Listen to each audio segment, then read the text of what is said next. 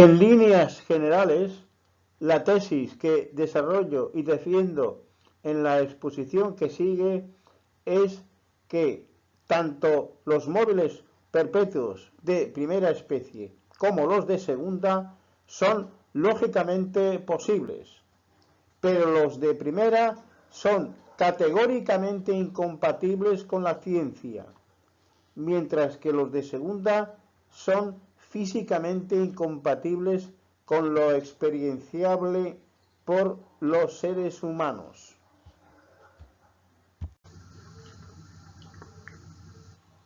Los móviles perpetuos siempre han fascinado a la humanidad, pero al respecto de los más interesantes para la tecnología y la sociedad, los de primera especie y los de segunda, hace mucho que se concluyó su incompatibilidad con la ciencia.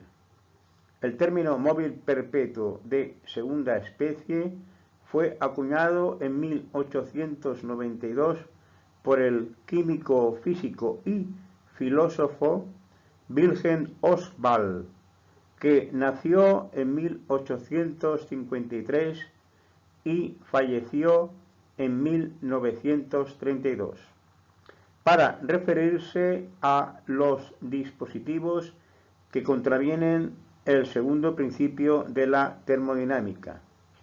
Poco después se acuñó el término móvil perpetuo de primera especie para distinguir los dispositivos que contravienen el principio de conservación de la energía del conjunto de móviles perpetuos de segunda especie.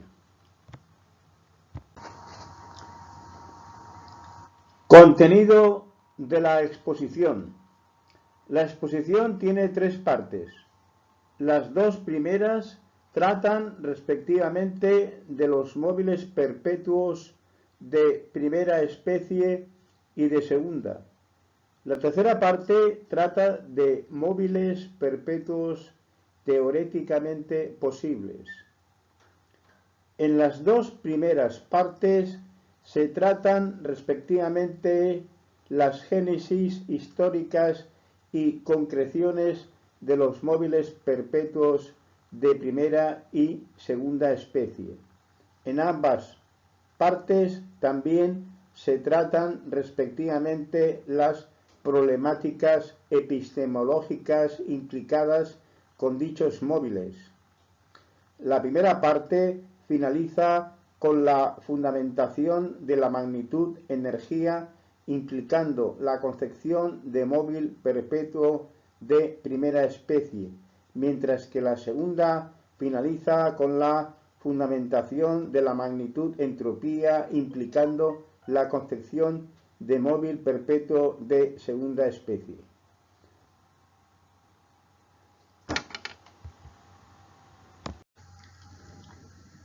Parte 1.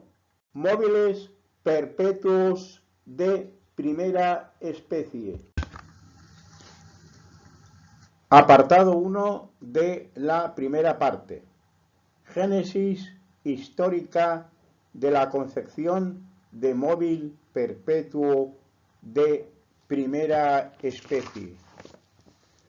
Hoy en día se definen los móviles perpetuos de primera especie como los que contravienen el principio de conservación de la energía.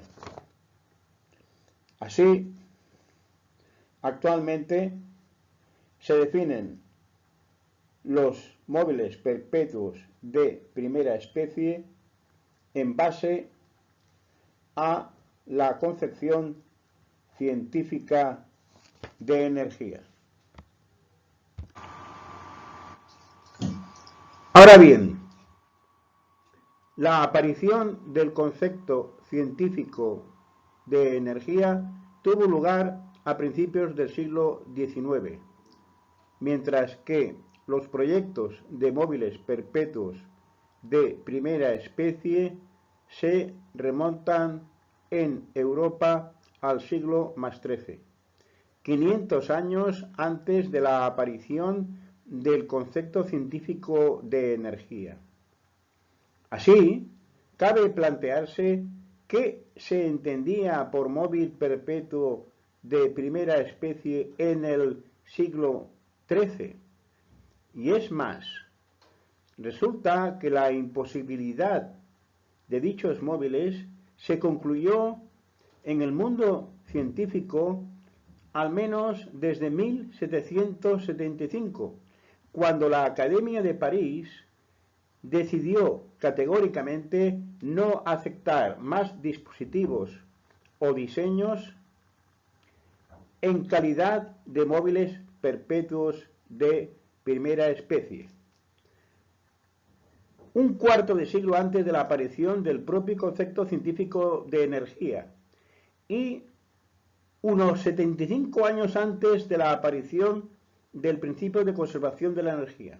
Así, ¿por qué los científicos concluyeron que los móviles perpetuos de primera especie son imposibles antes de la aparición del principio de conservación de la energía?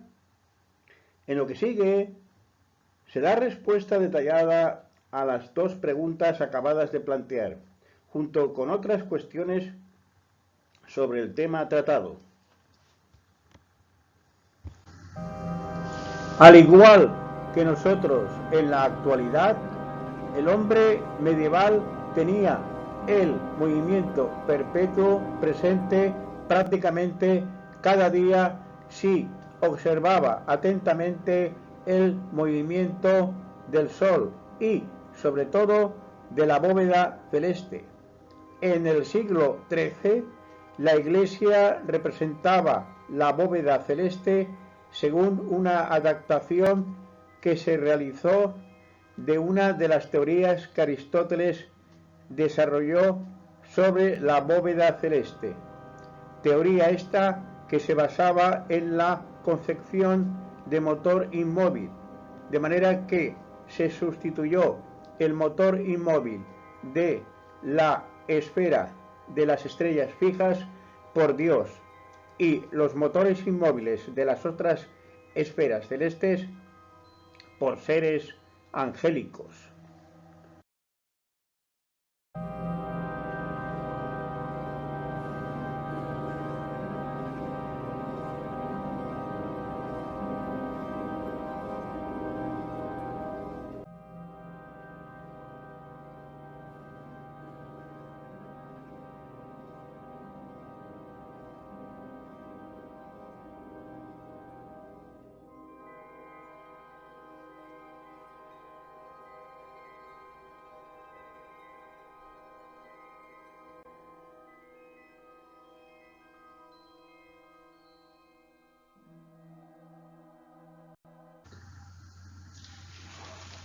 Para Aristóteles, el movimiento circular de la bóveda celeste requiere de causa externa, al igual que todos los movimientos no naturales de la física aristotélica.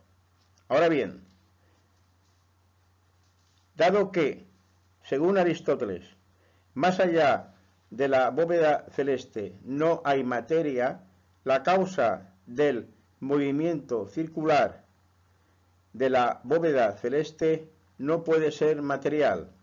Así, resulta que una filosofía como la de Aristóteles, establecida para acabar con las entidades no materiales de la filosofía platónica, acaba recurriendo a entidades no materiales. Y esto no deja de ser un problema teórico con una gran carga de profundidad.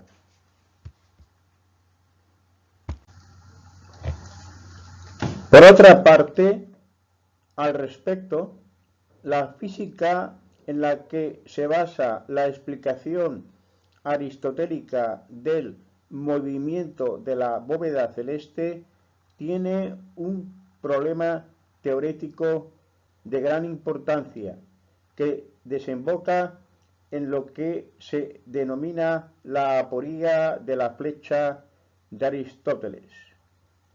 En la física de Aristóteles, el movimiento de una flecha tras ser lanzada requiere de una explicación especial. Una flecha lanzada, como todo cuerpo que no está sometido a una fuerza externa, debería de precipitarse a su lugar natural, es decir, al suelo. Sin embargo, la flecha se mantiene en el aire un periodo de tiempo manifiestamente prolongado. Según Aristóteles, es en base al horror vacui que la flecha se mantiene en el aire a pesar de no actuar fuerza externa alguna sobre ella. Cuando una flecha se mueve, a la vez desaloja, según Aristóteles, un lugar para ocupar otro subsiguiente, de manera que en el lugar desocupado se crea un vacío que inmediatamente es llenado por el aire circundante a la flecha, principalmente por el sometido a la acción de empuje de la punta de la flecha misma, estableciéndose así un flujo de aire que impulsa a la flecha por su cola. Pero esta artificiosa explicación aristotélica no explicaba por qué al final cae la flecha después de un tiempo de estar suspendida en el aire. La aporía de la flecha de Aristóteles mostraba una debilidad fundamental en la física aristotélica seguida en la Edad Media. La explicación aristotélica del movimiento de una flecha lanzada empezó a ponerse en duda en Alejandría justo al principio de la Edad Media. En Alejandría se inició el desarrollo de la denominada teoría medieval del ímpetu, en el contexto del neoplatonismo imperante por entonces. Según esta teoría, la acción inicial realizada sobre la flecha lanzada le comunica una causa de carácter interno, el ímpetu, y es este ímpetu el que sostiene el movimiento. El ímpetu pierde gradualmente su fuerza debido a la penetración de la flecha en el aire, y una vez que este impulso interno se agota, la flecha asume su movimiento natural y cae. El primero en poner en juego la teoría del ímpetu fue el neoplatónico Juan Filópono, nacido en más 490 y fallecido en 566. Juan Filópono propuso explicar el movimiento circular de la bóveda celeste por un ímpetu donado por Dios a los astros y estrellas.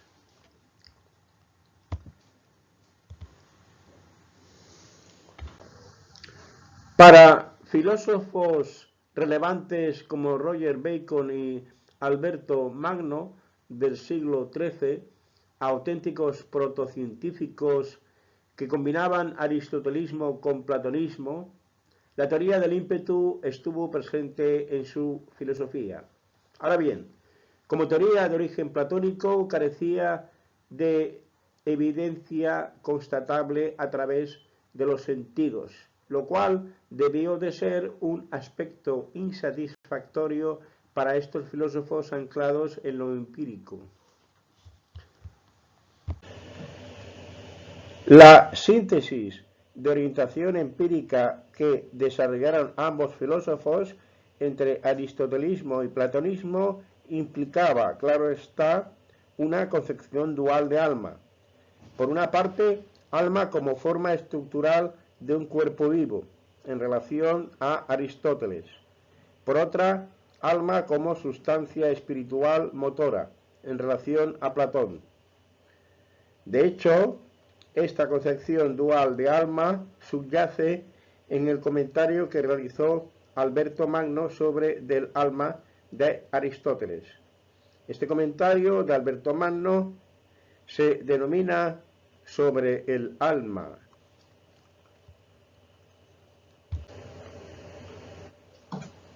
La concepción aristotélica de alma como forma estructural de un cuerpo vivo queda reflejada en esta portada de una edición bilingüe griego-inglés de la obra del alma de Aristóteles. En la portada de dicha edición aparece el alma como un mecanismo interno. Ahora bien, desde el punto de vista aristotélico, lo esencial no es el material del que están hechas sus piezas, sino de la disposición que hay entre ellas.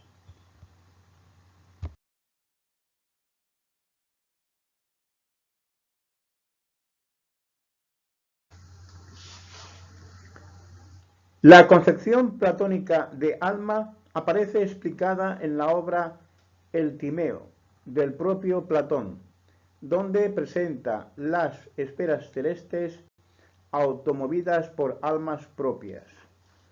Buscando una imagen que pueda evocar, grosso modo, la idea platónica de alma, quizá pueda valer esta relativa a la película soviética Solaris, inspirada en la novela del mismo título, sobre un planeta con vida propia, dotado de sustancia no material capaz de leer las mentes de los personajes.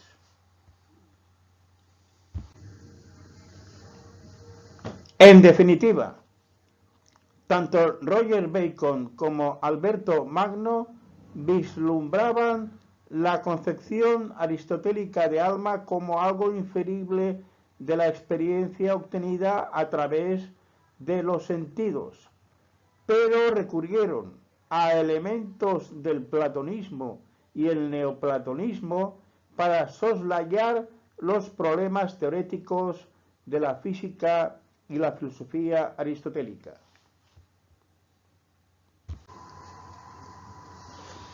En dicho contexto de ideas del siglo XIII, era por completo natural plantearse la posibilidad de construir físicamente almas motoras, es decir, dispositivos físicamente reproducibles con una estructura por la que podían realizar trabajo como el de los animales y las personas, de manera completamente autónoma, pero con una potencia y duración sin límite intrínseco, gracias a una causa interna inherente a la estructura del dispositivo. De hecho, Roger Bacon, cuando tenía algo más de 30 años, pensó en máquinas así, como puede constatarse por una epístola que envió a uno de sus amigos, que hoy en día lleva por título Del admirable poder del arte y la naturaleza. En dicha epístola llega a referirse a aviones y submarinos de potencia inconcebible en la época.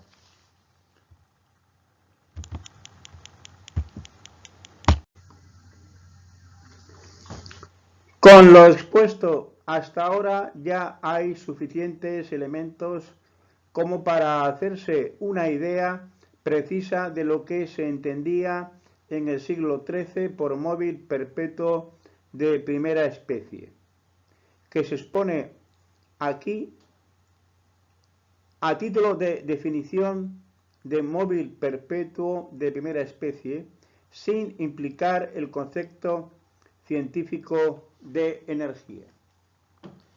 Tenemos entonces como definición de móvil perpetuo de primera especie lo siguiente: es un dispositivo o sistema cuyo movimiento cumple las siguientes tres propiedades simultáneamente. 1. Se produce, de hecho, por estar implicada una causa interna del dispositivo que reside en la naturaleza de su estructura, es decir, causa eficiente que actúa como causa interna del sistema dado. 2.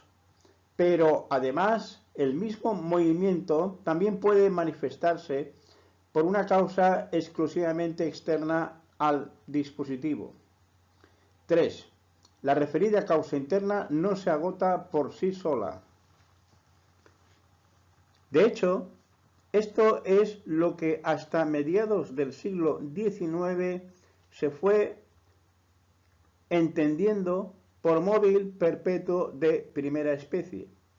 Su imposibilidad, acabada de establecerse en torno a 1775, acabó siendo uno de los principios fundacionales de la ciencia moderna, como se expondrá más adelante con detalle.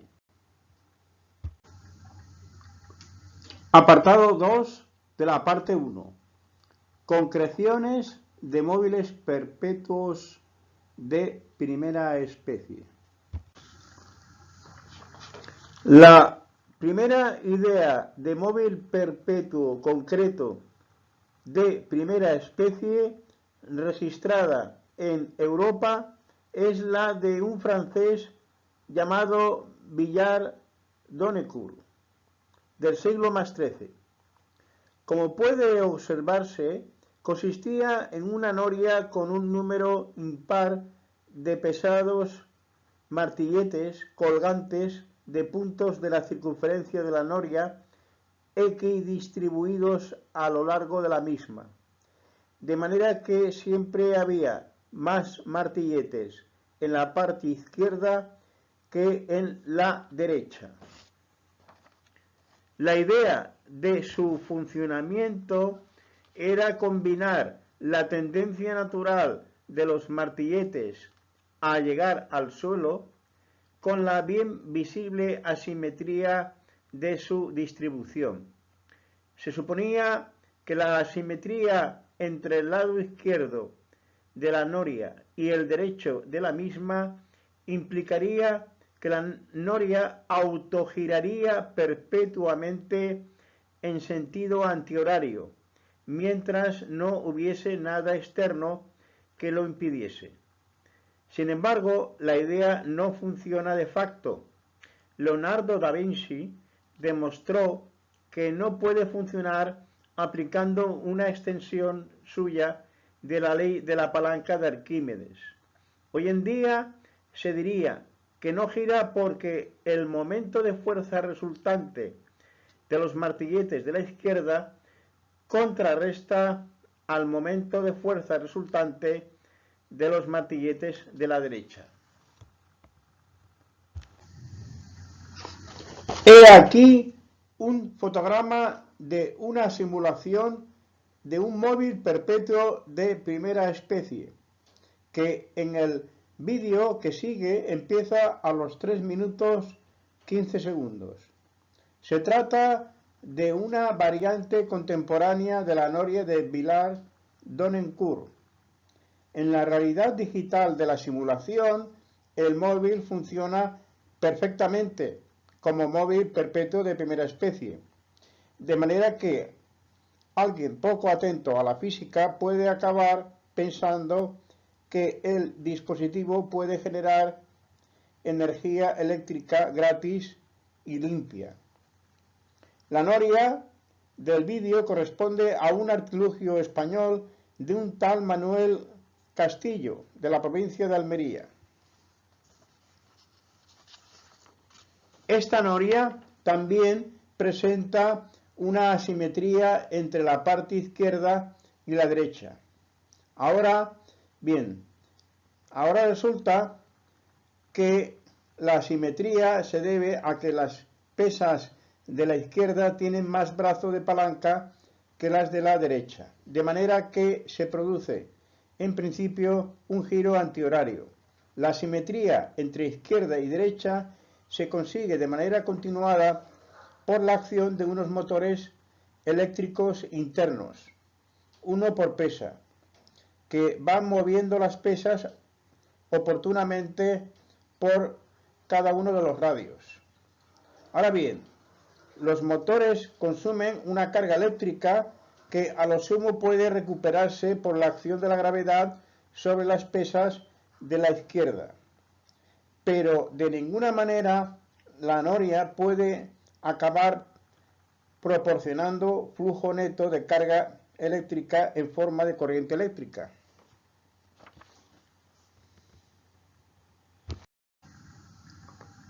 En el vídeo que se visiona a continuación, la noria es presentada como un dispositivo capaz de autogenerar suficiente energía eléctrica para satisfacer las necesidades de un pueblo. La simulación comienza en el minuto 3:15 segundos. Al final del vídeo se pide dinero para construirla.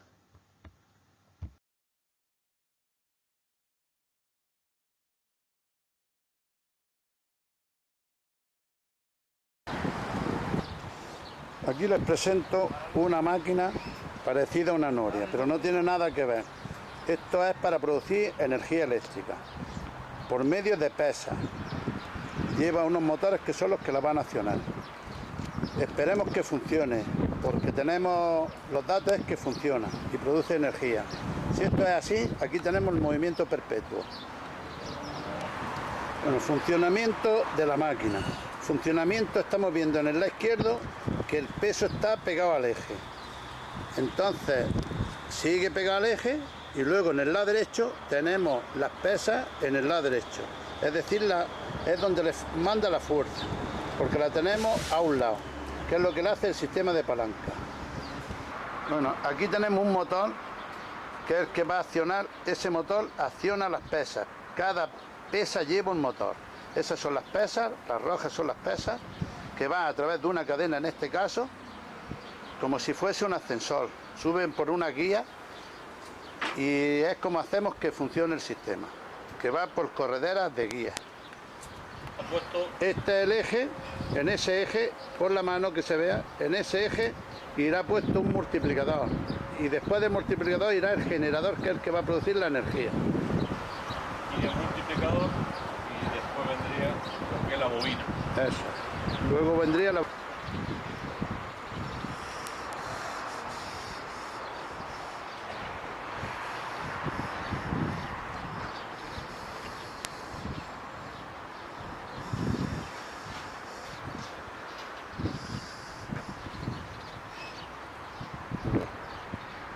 Pues yo creo que se ve bastante bien lo que va a hacer la máquina. El sistema está claro. Luego en 3D lo podemos ver mejor también. La podemos ver en movimiento. Aquí lo que necesitamos ahora es dinero para terminar este sistema. Necesitamos una pila de motores, 17 motores, porque tenemos uno, son 18 pesas en esta máquina, necesitamos 17 motores. A final de carrera y muchos elementos. Entonces necesitamos financiación para poder terminar esta máquina. Está aquí casi en medio del campo y no necesitaría ningún sitio especial para ella, porque como ella sería autosuficiente, no necesita ayuda de nada. Ella misma generaría su propia energía. Por lo tanto, no necesita ni sol, ni viento, ni ningún elemento fuera de ella. Es decir, que ella va a producir la energía que necesita, le tiene que sobrar otro tanto más de lo que necesita él, los cálculos en esta máquina. Pero...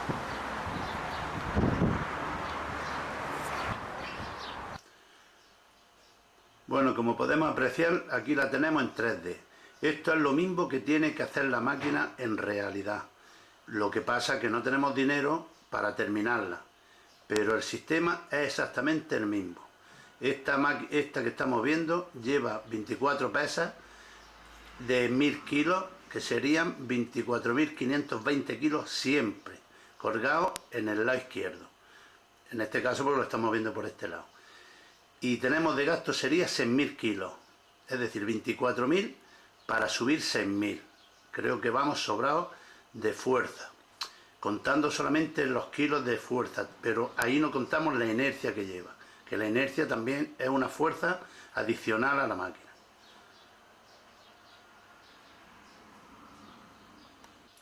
Como se puede apreciar, no es un sistema que tenga ningún límite, porque no necesita grandes dimensiones ni sitios problemáticos para instalarla, como pueden ser los molinos eólicos y algunos de esos, digamos, que depende del clima. Nosotros no dependemos del clima, depende de ella misma. Por lo tanto, la podemos ubicar en el sitio que sea necesaria la corriente en este caso. Igual, bien puede ser en un pueblo, en una ciudad o en cualquier sitio de fábrica, donde haga falta la corriente, se puede ubicar muy cerca del sitio. Por lo tanto, las líneas de alta tensión no serían necesarias. Se podrían anular todas las líneas de alta tensión. Y esto sería estupendo porque es un problema. Las líneas de alta tensión ya sabemos que es un problema en el mundo entero. Y ecológica yo creo que más imposible, porque aquí no contamina nada por ningún sitio. Creo que se aprecia bastante bien lo que hace. Esto cada una lleva su motor, que tiene que hacer dos funciones, una cuando sube, digamos de la parte de abajo hacia arriba, y otra cuando sale. Es decir, el motor tiene que dar vueltas por un lado, y a izquierda y a derecha, que es lo que hace que funcione. Hay que obligarle a que suban las pesas. Los motores son esos verdes que se ven ahí.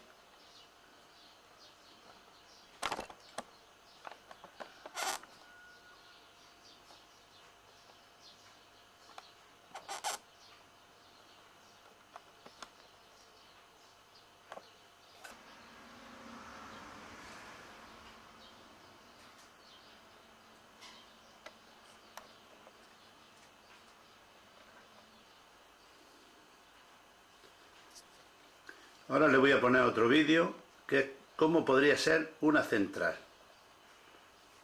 para explicar un poquito mejor, que se vea la idea, si falta algo, para que la veamos mejor.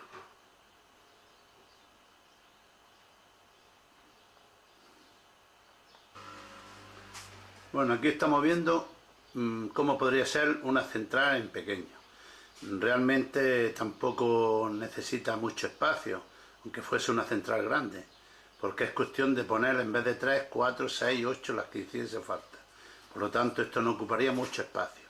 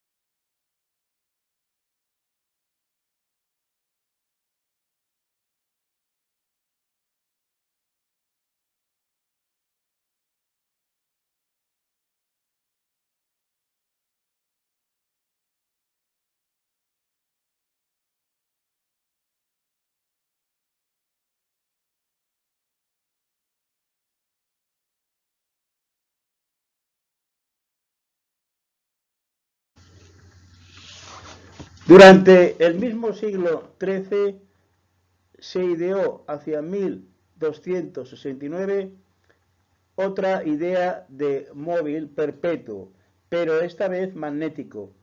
En este caso se trata nuevamente de aprovechar tendencias naturales, esta vez entre imanes, con algún tipo de asimetría estructural presente en el seno de un dispositivo. El autor de la primera idea de móvil perpetuo magnético de primera especie de la historia fue otro francés conocido por el nombre Pierre Pellegrin de Maricourt, tradicionalmente considerado amigo de Roger Bacon. A Pierre de Maricourt le movió el prurito de reproducir las fuerzas impulsoras de la rotación de la esfera celeste. En la mente de Pierre de Maricourt debía de existir alguna relación íntima entre el movimiento circular uniforme de la bóveda celeste y el de las varillas magnetizadas de las brújulas, ya que las brújulas del hemisferio norte señalan a la estrella polar, la estrella en torno a la cual giran las estrellas de la esfera de las estrellas fijas.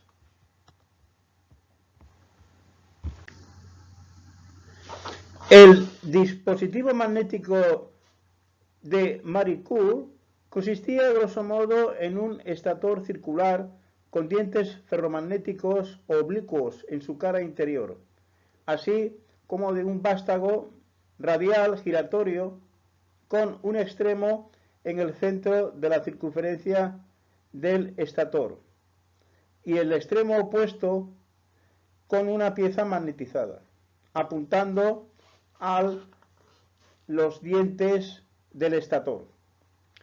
Se esperaba que el conjunto formado por el estator y el vástago autodesarrollaría un movimiento circular efectuado por el vástago en torno al centro de la circunferencia del estator.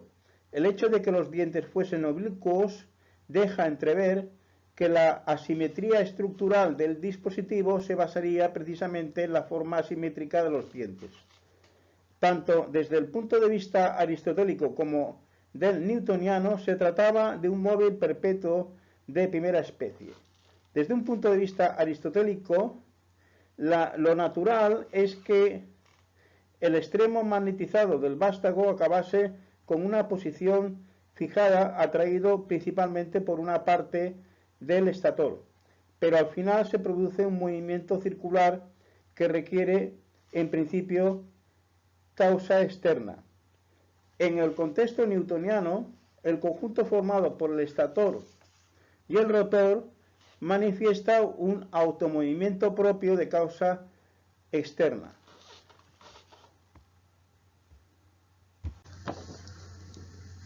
Seguidamente se presenta otro móvil perpetuo de primera especie magnético ideado a mediados del siglo XVII.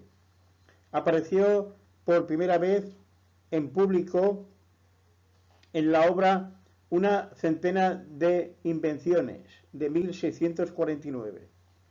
El autor era un episcopo de Manchester llamado John Wilkins, que nació en 1599 y falleció en 1658.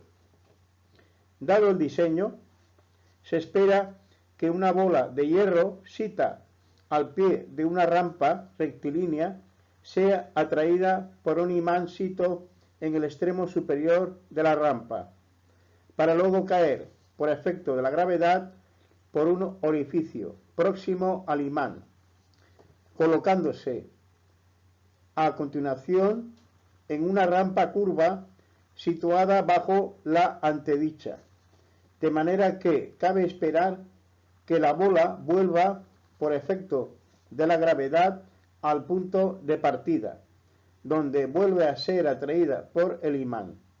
Una vez la bola en el punto de partida, se reinicia entonces el movimiento de atracción que le lleva al orificio, constituyéndose entonces un movimiento cíclico que se repite una y otra vez.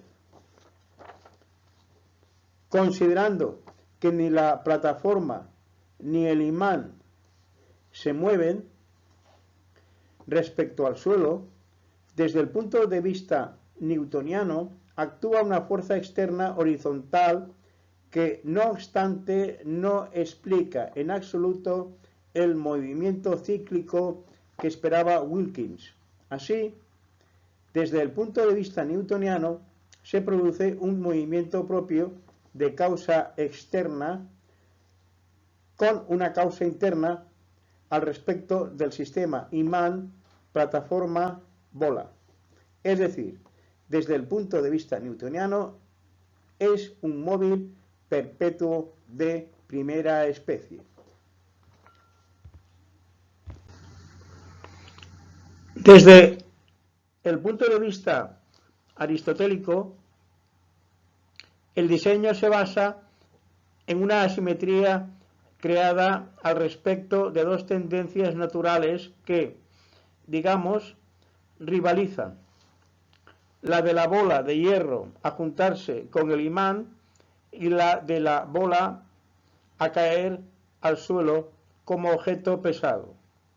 La asimetría consiste en que se conjunta una rampa rectilínea con una curvilínea, de manera que se supone que en la rampa rectilínea predomina la atracción magnética, mientras que en la curvilínea predomina la atracción gravitatoria.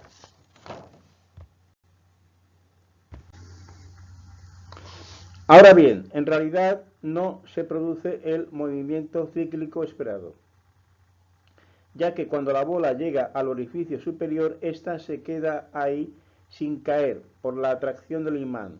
Esto es, si el imán ha ejercido una acción suficiente para atraer hacia sí la bola por la rampa inclinada, no dejará entonces que la bola caiga en vertical por gravedad a través del orificio superior. Y es que, al contrario de lo que pensaba Wilkins, las acciones de la gravedad resultan no depender del camino seguido.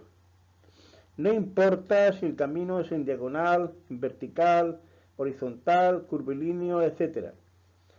Al respecto de esta propiedad de la gravedad, se dice que el campo gravitatorio es conservativo.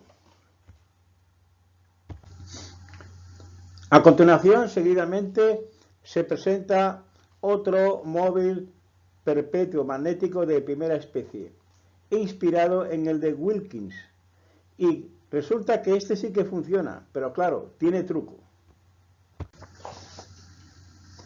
En este caso, se ha sustituido el imán permanente de Wilkins por un electroimán disimulado y la rampa rectilínea por dos paralelas separadas un ancho menor que el diámetro de la bola ferromagnética. El electroimán está alimentado por una batería o acumulador oculto. Una de las paralelas está conectada a un borne del electroimán, mientras que la otra lo está a un borne de la batería. El circuito eléctrico constituido queda cerrado por la bola sita inicialmente al pie de las paralelas.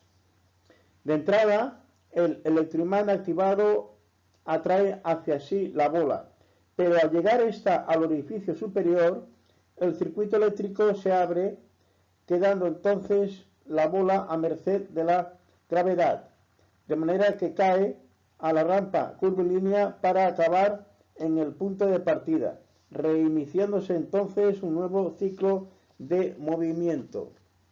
El resultado es que, al respecto del sistema electroimán rampa-bola, se produce un movimiento que, en principio, requiere de causa externa, mientras que al respecto del sistema electroimán rampa-bola-batería, se produce un proceso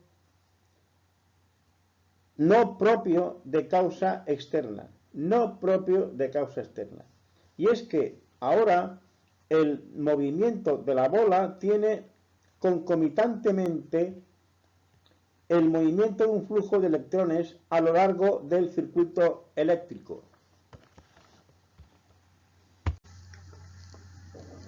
En esta historia no podían faltar los móviles perpetuos hidráulicos de primera especie, pues en el siglo XIII y venideros hasta el XVIII tuvieron una importancia capital en la economía de las zonas con abundantes vías fluviales y saltos de agua.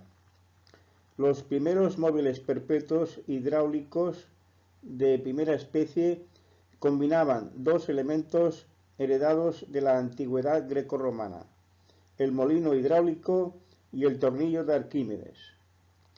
Desde el punto de vista aristotélico, el molino hidráulico se mueve por la tendencia natural del agua, como la de toda materia, a precipitarse al suelo.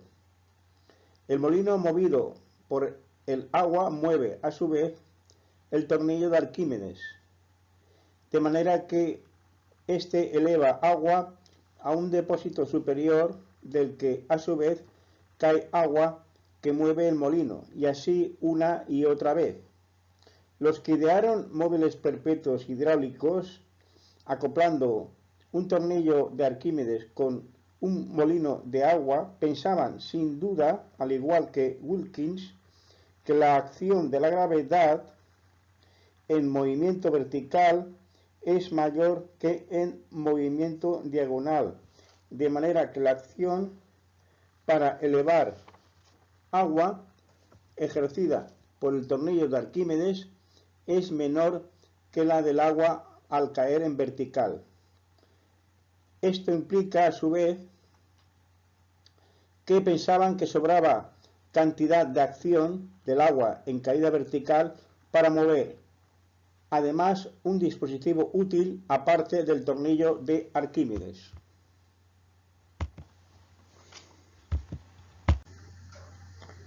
Desde el punto de vista newtoniano, gracias al salto de agua inicial cita en el depósito superior, es posible crear con este dispositivo un circuito de fluido con flujo permanente, siempre y cuando no haya ni fricciones mecánicas ni viscosidad en el fluido.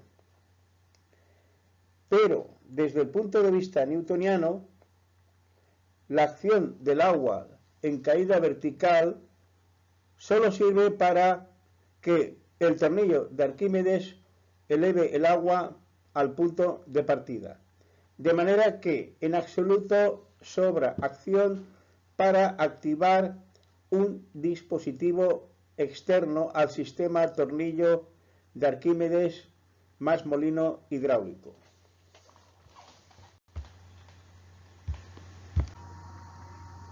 Apartado 3 de la parte 1. Problemática epistemológica de los móviles perpetuos de primera especie.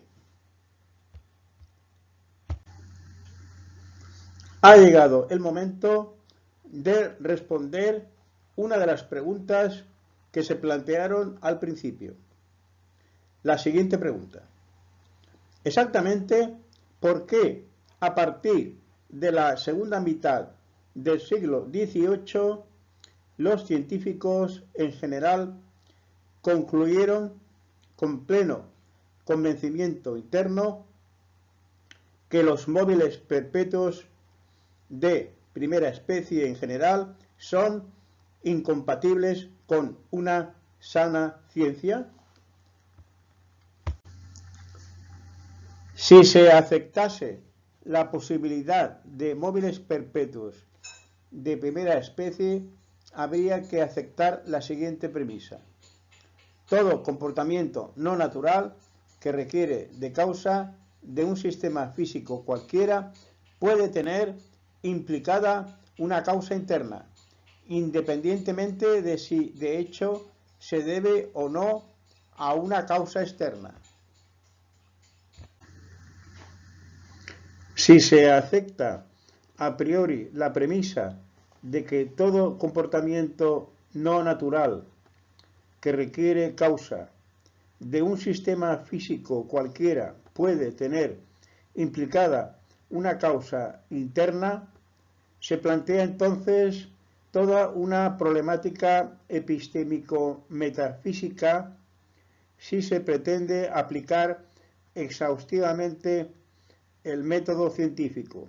En efecto, suponer dicha premisa para estudiar el comportamiento de un sistema requiere de entrada suponer la posibilidad de una causa interna de dicho comportamiento y establecer si existe o no dicha causa interna.